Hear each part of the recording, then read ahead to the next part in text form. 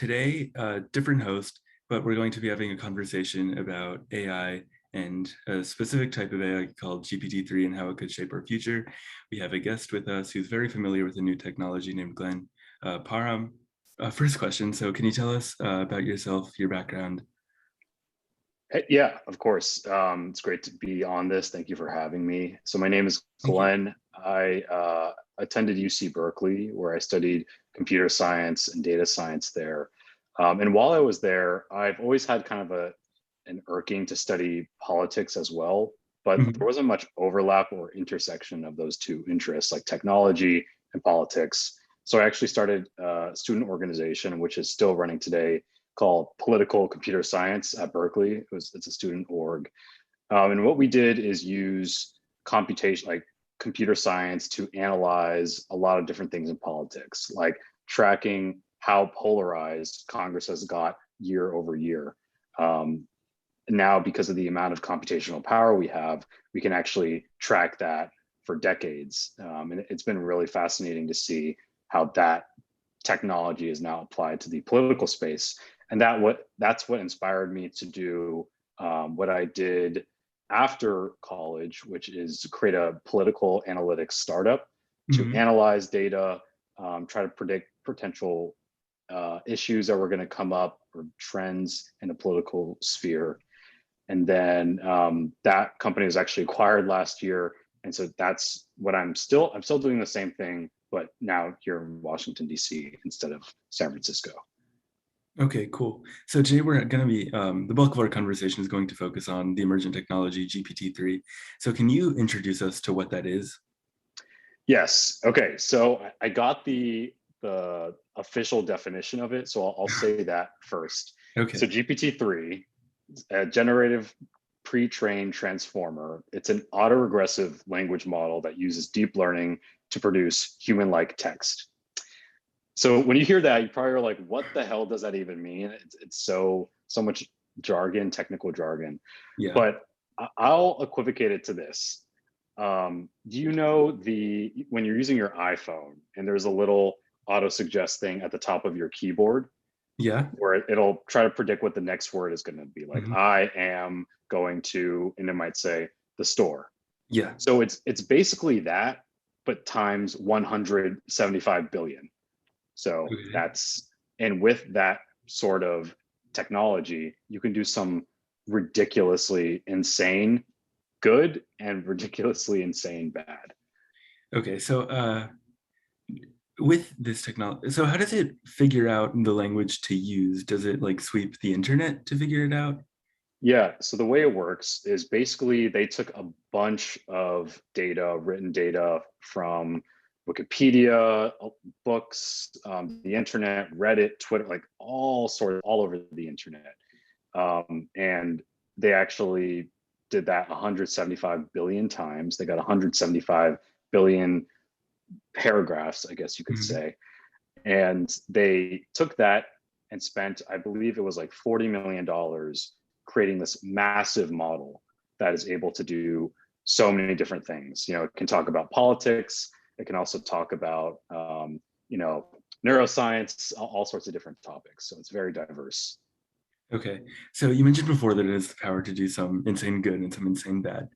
So can you walk us through what that might look like?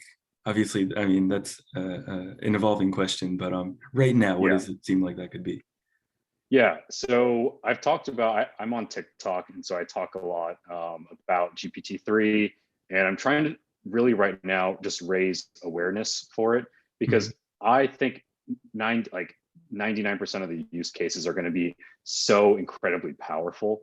But you know, the cynic in me looks at the 1% that could be potentially very, very bad.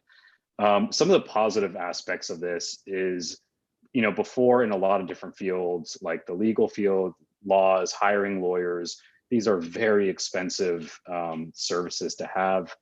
You know, doctors, the medical field, obviously healthcare is like one of the largest expenses in this country. And so what GPT-3 has potentially the power to do in the not so distant future is to really lower the costs for some of these really expensive services. And so that's really powerful. And one thing I should mention is that right now we're at GPT-3, but actually it's kind of before it was GPT-1, 2, 3. Google is actually, I've heard rumors that Google is actually going to be coming out with their own version of GPT. I guess you could say GPT-4, that is going to be trained on like something like 10 trillion parameters, which is going to make GPT even more all-knowing. So, I mean, you mentioned that this is going to make law and medicine more accessible, but should doctors and lawyers and other professionals be scared for their jobs? So this is like, I was actually interviewed by the New York Times a couple of weeks ago, and they asked that exact question because GPT can also automate my job in a sense, because I'm a software engineer, and I'm actually using GPT-3 to generate the code that I would have written myself. I am not afraid of automation because I think that at every point in history when there was some new innovation, automation, it didn't take away jobs, it just empowered people to do less BS and focus a lot more on whatever. So in my context as a software engineer or data scientist, I view it kind of as, now I don't have to spend hours on like random syntax errors and bugs. I can just focus on building entirely new products like that. So I personally am very excited, but I understand why some people would be very hesitant. Yeah, I mean, the main thing that people say separates us from robots is that, I mean, we have our brains. We can do things like write legal reports, like diagnose illnesses. Right. But I mean, now I think that's obviously why people are scared. That's not like a fresh thought. Right, and that's why. Yeah. Sorry, that's why I've been really adamant to raise awareness for GPT-3, because I'm aware, like, and people comment to this on my videos that I posted online. In general, Silicon Valley kind of inflates itself. Like they'll say blockchain, Bitcoin is going to be used by tomorrow. No one's going to be using, like, they often I remember 3D TVs were actually a big thing in like 2012. No one has a 3D TV now. So I understand a lot of people are kind of like, oh, this is some Silicon Valley tech bro kind of BS that they're just full of themselves. But like, this is it. Like, this is a very powerful thing. And the fact that I was listening to Ezra Klein of the New York Times, he actually interviewed the CEO of the organization that owns this model. And they were saying like, there's no upper limit, actually. There's no limit to human knowledge.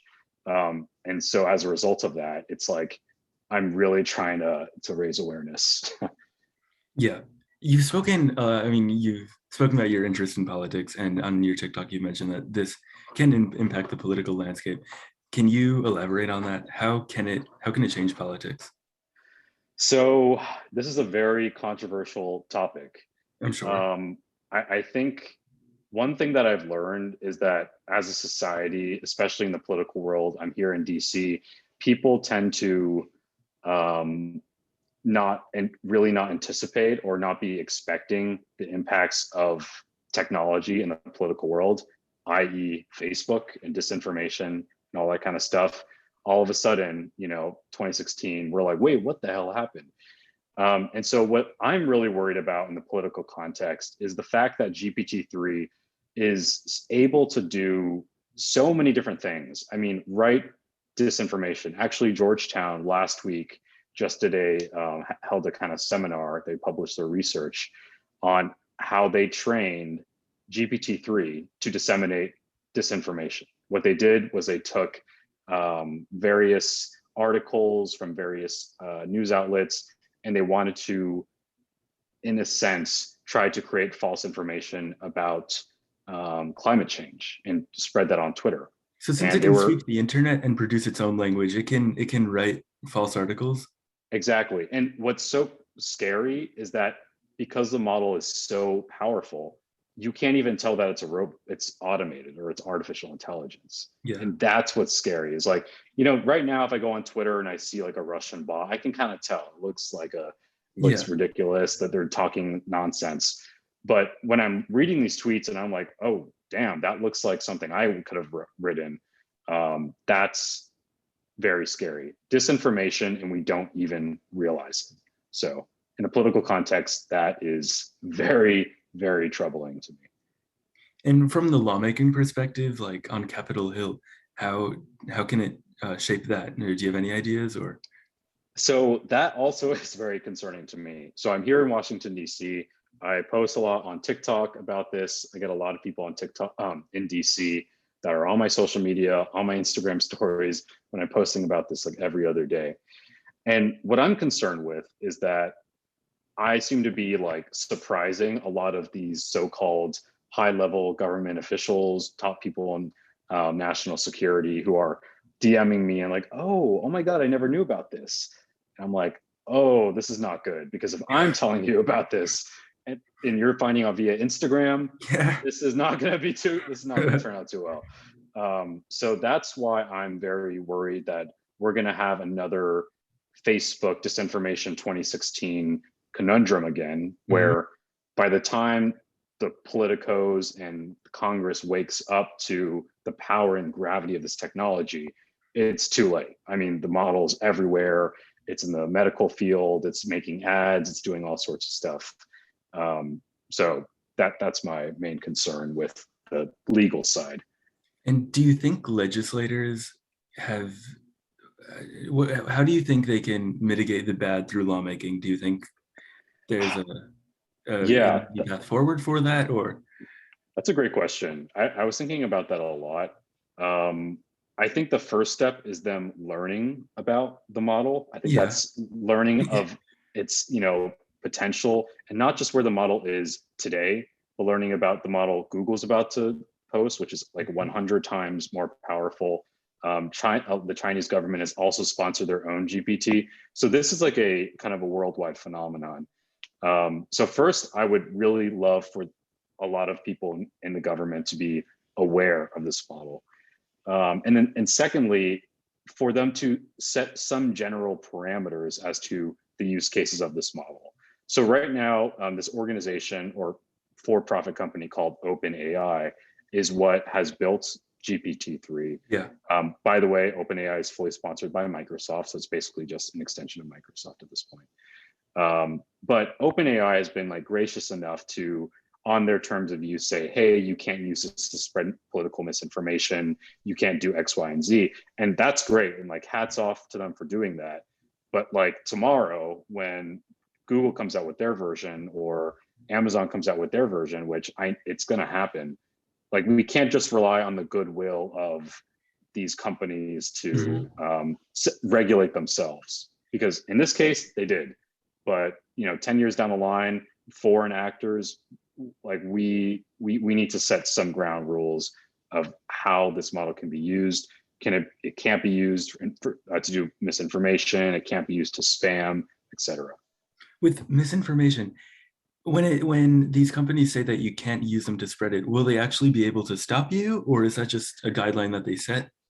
Yeah. So at this point, yes, they could stop you. Okay. If they look at, they have the right. I read through all of their legal terms. They have the right to basically review every time that you use their model. And anytime that you want to publish or use the model in some public facing way, you actually have to get approved by them. Okay. So I honestly, I'm very satisfied with the way that kind of protocol that they've set up, so they can ensure that this is not being abused or misused. But definitely needs to be more law of the land. Okay. I think that's a good coverage of the situation. Is there anything else you want to add? Cool. No, I guess I would say go search GPT-3 on Twitter. I know I've made it seem like a very scary, terrible thing, but there are a lot of great things that they're doing. They're using it in all sorts of different sectors, especially in therapy. There've been amazing work in using GPT-3 as like free counseling. So I know this whole segment has been very anti-GPT-3, but kind of doomsday, but yeah, doomsday. But please, go check it out for yourself. Do your own research, and hey, maybe build something with it yourself. So, is there any way you can experiment with it online, or is it all like a paid service? So right now it's exclusive beta access. There's an application that you have to fill out in order to get access. Okay. But if you really want access, you can message me and I can pull some strings and we can get that. We could probably get something good for you. So Okay.